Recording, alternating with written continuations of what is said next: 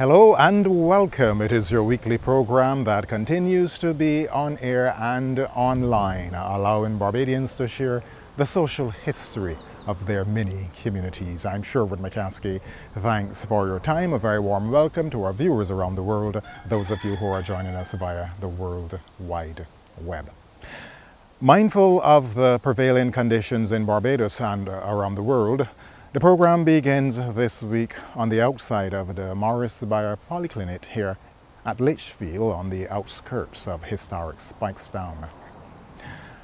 Just before high noon on Tuesday, February the 16th, my videographer Carlos Cox and I received our first dose of the Oxford AstraZeneca COVID-19 vaccine.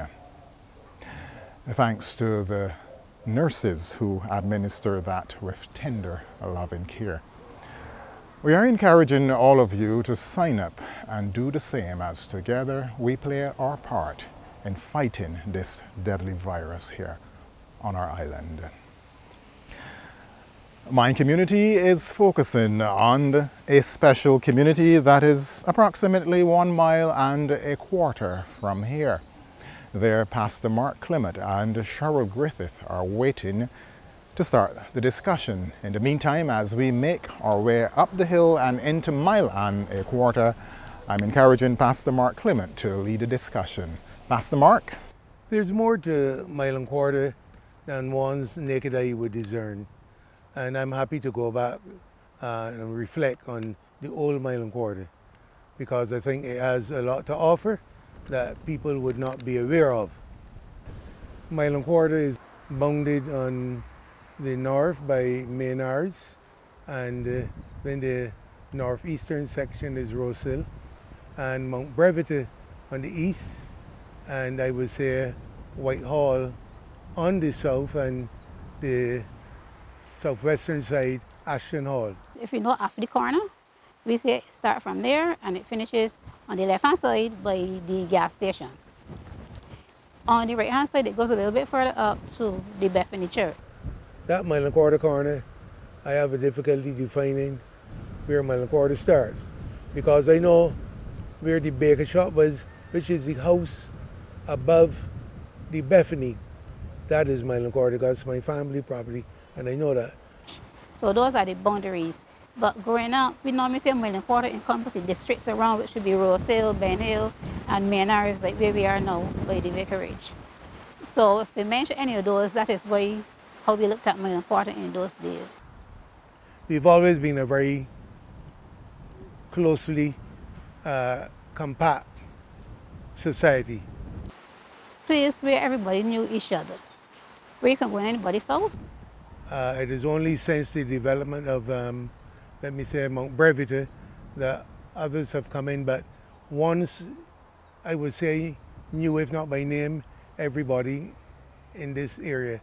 And it was not only knowing people by name, we lived like a family. The community was like a family.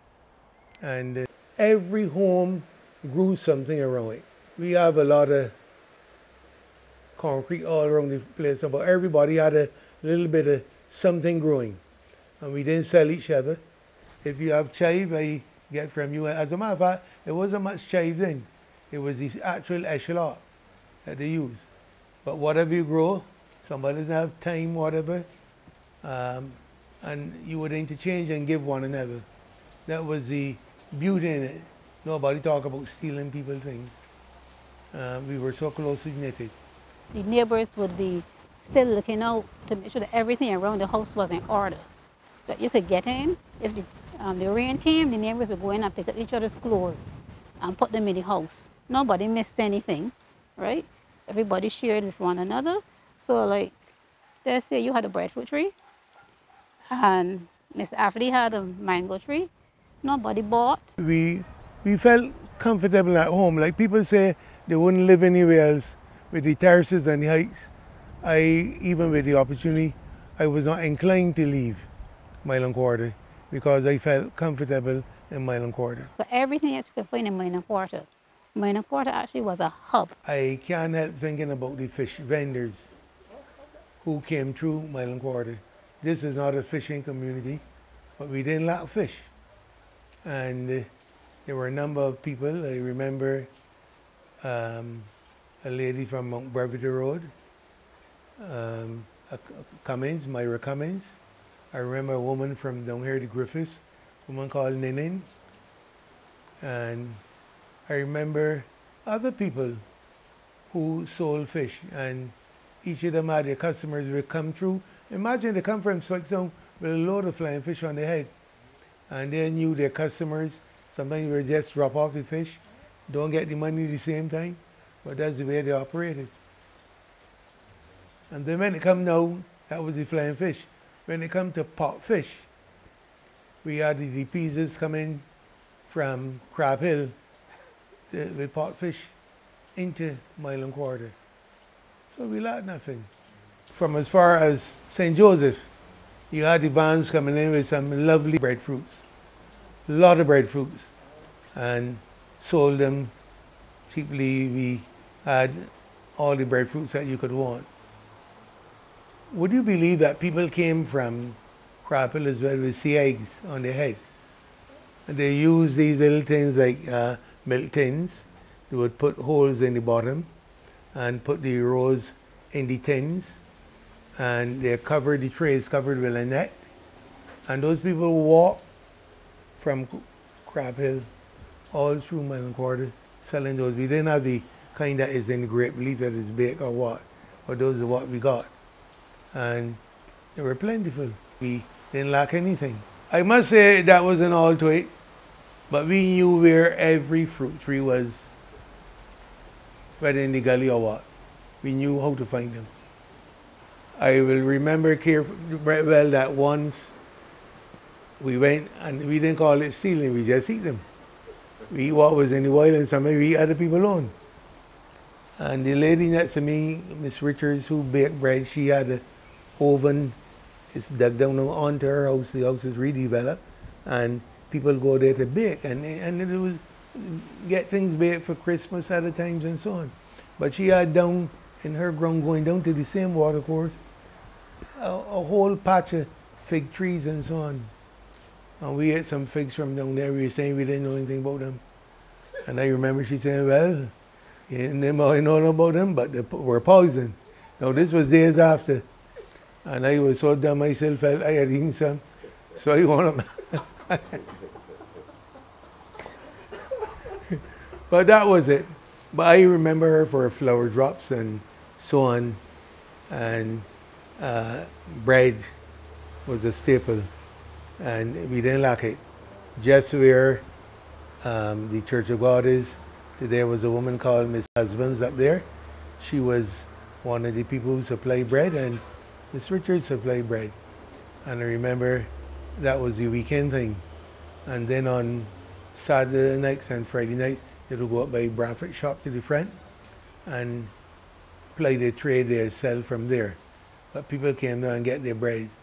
And we didn't lack anything in the fish cakes. I mean, those were really fish cakes. I think people lost the art of making fish cakes. You know, and the batter spoiling, and sometimes some of these fish need that ingredient, but they were really fish cakes. And we enjoyed them. So that was it. I saw them improvise away, my mom and others, where you didn't have an oven, and they use a big pot and put fire on it, put the bread in or cake, and put fire on the top, and came out like perfect. The variety of ways they did it. When you come into the house, your mouth, as you say, running water. You want to eat. And the other way of making it attractive. A variety of ways. They were good cooks. And I would say they were good bakers too. Nowadays we talk a lot about salt bread. And if a salt bread, you know, miss the refrigerator for 2 days, it getting yellow and mossy. Those breads stood up to the test. They didn't have a way to put them. And they didn't go like that. They didn't go off like that. So we seem to have lost the art of making true salt breads. You know, I say that. I'm not casting the aspiration on anybody's trade or their playing. But show me one that you can keep out of the fridge for a week and it don't get mossy or yellow or whatever. And I think we've lost that skill, you know, and I think we should, you know, there are a lot of things that the old people did, and we don't know why they did them, but if we follow them, it paid dividends. Each generation has a unique skill set to contribute to this world.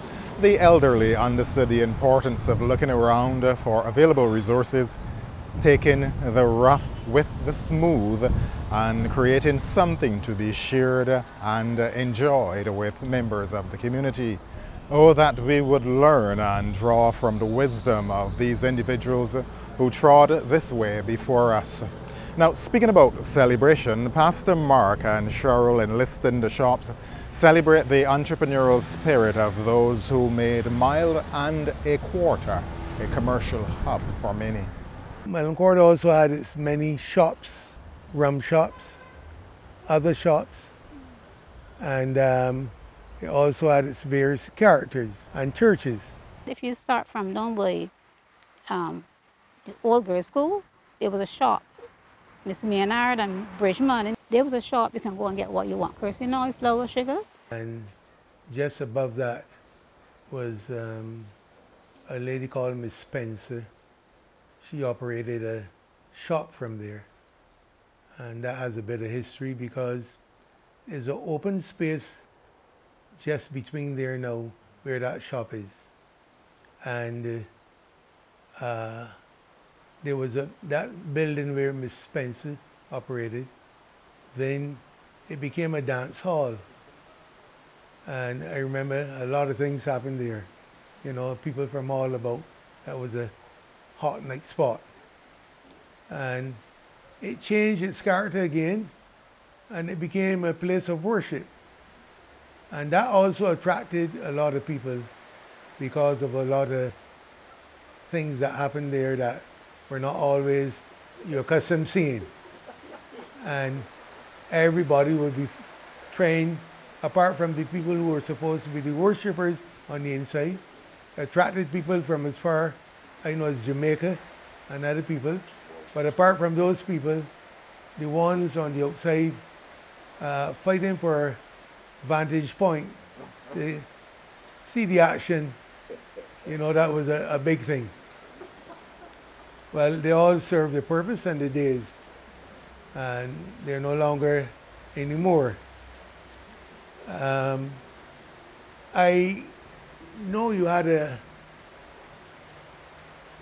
did a program in Spikestown with Vallis Jim some time ago, and I couldn't help remembering that just below there, that shop there, that was operated by his father.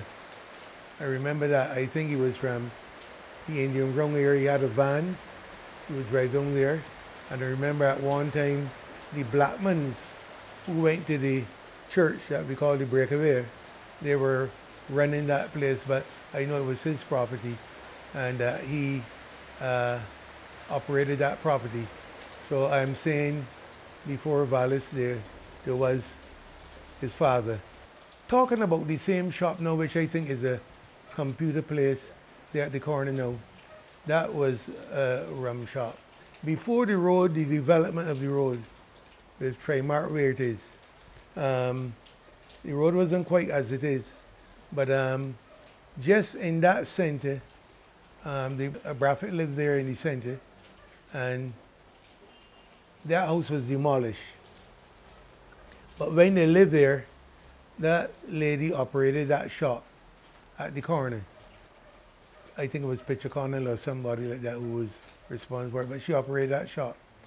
It changed hands, and then I remember a guy, Bridgman from St. George, he was operating it, and that became a night spot then, because it operated as a shop, more so selling liquor, but then also too, a domino club had its origin there, and they play competitively, people coming in and going out. So that was what that became afterwards. Now it's not that, but With the development there, that house, the Redmond's house, I think her name was Helen Redmond, was demolished. And exactly when you're going into Trimark, the first building there, there's no done over, that was the home that they got when that home was gotten rid of to make way for the development of the highway. And just at the corner was a man called Boozy Smith, Boozy we call him, and he had a rum shop and sell pudding soaks and so on. And there were other people involved in plying their own trades. Just going towards Trimark again, before the road was changed up, there was a guy over there who was a shoemaker as well. And just below him was a man called Bobby.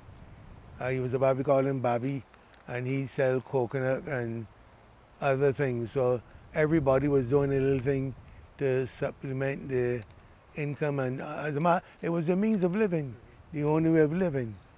And you came a little further up the road, it had, after the same year, after his father had a bigger shop. Afterly shop was just opposite where the Wardenman's church is now. There's a house there now, but Afterly's shop was there, Afterly Brothers. And that shop too had its barcations and its divisions where the bar was one side and the regular grocery shop the other side. And I can say that where that shop is concerned, people came from as far in the east as French Village to buy groceries there. People came from as far south as the Wim to buy groceries there. And people came sometimes from Allendale Village to buy groceries there. Then tread their way back home. You come a little further up the road and you had Braffett shop. The Braffetts, Fillmore Braffett, Fillmore Richards, same person, and that's by the way related to Camus Braffett, the poet, because that's where you will see him going in and coming out. There was a strange thing, however, about the Braffett shop, although it was a licensed liquor shop. That never opened very late, although it was selling liquor. It would close reasonably early. And Mr. Braffett himself, early on mornings, his duty would be, he'd be sitting in his in his patio part there by the window, selling stamps. He would sell stamps from there, right? That is before Fillmore even took over from his father.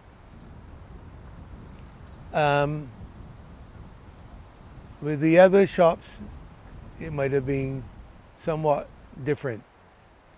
Just opposite the gas station, there's a building there now seemed dilapidated, but that was Fillmore's aunt's,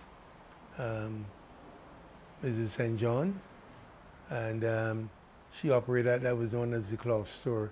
You would guess it sell cloth and other things. You come a little further up the road now and you had Mr. Watson's shop that's next to the Bethany Church. There was a strange thing about Watson's shop. The shop just be closed on Sunday.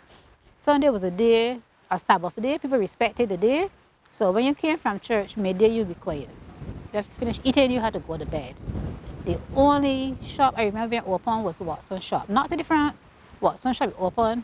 They had to go through the back, go through the side, through the bar, and buy if you wanted something for matches or whatever it is. But they had a few men who come up from church in their clothes and go through the back and stop in there. They have their little extra spirits before they get home. But you would know because the shop was closed. It's just through the back that you would go. You had to pass through and say, excuse me, Mr. So-and-so, call for what you wanted, and you set back up because you could have mixed with the older generation. But that was a Sunday pastime for them. Right? And facing Mr. Watson's shop, you had Milne Quarter Supermarket. Now the funny thing is, the Milne Quarter Supermarket was called Milne Quarter Supermarket, but it's not in Milne Quarter. That little area there is actually Rosale. So coming from the area there by Skeets Road, right up, you turn the corner, that's Rosale. But that was a landmark, Milne Quarter Supermarket owned by Mr. Kenrick Small. There's no Suntex Bakery, so it has the same structure. It's just that inside would have been changed to suit the bakery. No doubt, while Pastor Mark, like so many others, had his days of visiting Kenrick Small's shop and perhaps benefiting from the generosity of the man, he, however, remembers the shop fondly, not for its commercial activities, but for Mr. Small's special kind of generosity, which was extended to whosoever will, and one which was greatly celebrated and praised here in this community. Let us remember this, with the advent of television, few people had television. In fact, even few people had radios to begin with.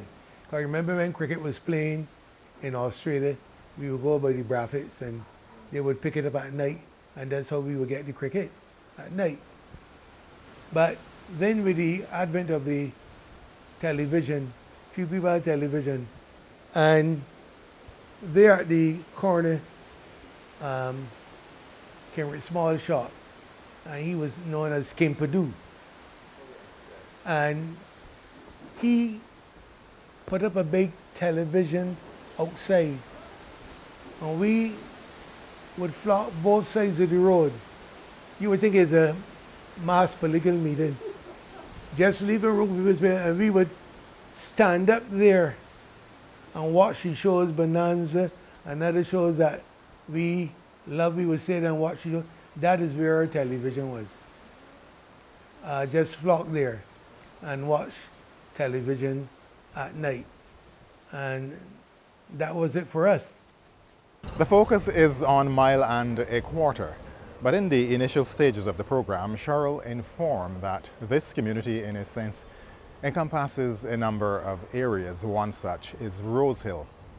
On Rose Hill Road, there was a number of shops.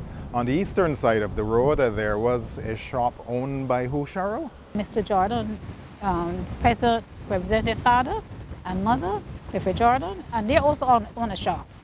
Now, my team shop started with I know I'm going off, but this is personal. The shop started with his grandfather. Now, there was a shop with the door facing, not facing her, it's now facing the side. And they sold something called river cakes. I don't know if you know the river cake. River cake is a small little cake. They were all sliced like squares, and they had icing on the top. The icing would be pink and yellow and green. And I like these cakes. Now, Mr. Jordan would be in the shop. Grandfather, and I would go in and, good morning, Mr. Jordan. I want a river cake. I want the biggest one. Remember, they're all the same size. But I was always small, but I wanted the biggest one. Mr. Jordan was saying, I don't understand, Sherryl. You see any big cake in here? I keep telling all this in the same size. I want the biggest one. No, I didn't want it in the morning, you know. I wanted evening time. But Mr. Jordan be there quarreling, I confused him. But then he would say, well, go to school. You have to get to school early. But when I get back home the evening, Mr. Jordan would got the cake waiting in the corner. If all the others were sold, that one cake would be there waiting because I wanted that cake. And the little girl got her cake from Mr. Jordan. Now, if you were to look in a westerly direction on Rose Hill Road, you would find what, Sherryl? It's Harvey's shop. Secretary Harvey, he had a joiner shop attached to it. The sign was up this morning, but the sign wasn't there anymore. So all these shops had a bar at the side, except for the supermarket. Supermarket was behind because that was bigger. Of course, that bar was for the adults. But all the shops had a way where the bar was separated from the regular shop. Because the boy girl do out in the bar. Never mind what those people were doing, you know. And some of them took too much, all didn't take too much. Children were not allowed to go in these bars, except for a few people who were left on name, who as soon as they finished at Coordinate School and so on, would decide to go in the bar. But all they were allowed to buy would be a malt, a pack of biscuits, but at that time they were sell wrap over and a tin of corned beef. And they would come out from the breakfast shop and show they're eating these things to show that they have now become adults. For the girls to see them, but we would laugh at them, right? Because nobody paid their mind, because all they could drink was a malt. Boys will be boys, anything to impress the girls. And now on to another operation that was celebrated here in this community. It may surprise you to know that we had, just at the place called Euston, estate which was owned by St. John. He was a qualified electrician, but we had a corn mill there. And people from all over St. Lucie and the surrounding areas, like how you would go to Hill's place, would go there to get their corn grind. That was an outbuilding on the estate, but then there's a big upstairs house, and in that house also at some time there was a doctor there, Dr. Greenwich. He was there for some time. I also know that from time to time special events was hosted there. I remember attending my godfather's wedding there, and that was a big wedding. It's a spacious place, and that building is still there. Also too, we had a dentist, and that's just where you're going to step into Trimart. There's a house there, and I think that house is owned by the Smalls. It's still there. And Dentist Burnett, he was the one who operated from there. Just below him is a house, Cybert Boyce's house. Why do I mention him? He is the father of James Boyce and John Boyce, and he was an outstanding tailor, you know. And while there were other tailors in the district, I would say that he was a tailor who dealt with a lot of people of prominence went to him, and he did a full job, like building suits from scratch. I remember as well there were two guys there, I think they were assigned by government from the area, who learned the trade with him, but then they migrated to England, and as far as I know they're back here now. And he was a very outstanding tailor. He was also someone I had the chance to talk with him many times, and it doesn't surprise me that his children did well, because he was the kind of man who would find time to advise you and encourage you. He loved education, and he liked to know that people would seek education. So I'm saying that he did his part. I can remember a lady from way down by the Seventh-day Adventist Old Church on the other side named Miss Hines, and she also sold coals, and she did ball starch, the kind of starch that you would use to put in your clothes. She was an expert at that. I remember that well. And that led me to go back into Otil's Alley on the other side. I remember there was a young man there who at school once, he was reading and he came to the word hedgehog, and he would not call that word at all. He was prompted to call it, and when he was told what it was and asked to repeat it, he paused a long time and he said hedge pig. And it got the teacher furious, all to find out that some time ago in his life before that, he had to refer to somebody as a hog. And his grandmother told him, never ever let me hear you that word again. So he was intimidated and refused to pronounce the word, although he knew how to call it. The energy and the magic of community life. Interesting stuff. I'm Sherwood McCaskie. Special thanks to our guest, Pastor Mark Clement and Sherryl Griffith. We will be back next week at the same time as we continue the discussion of the social life in this community of mile and a quarter. So until then, it's goodbye for now, and every blessing. People want to know.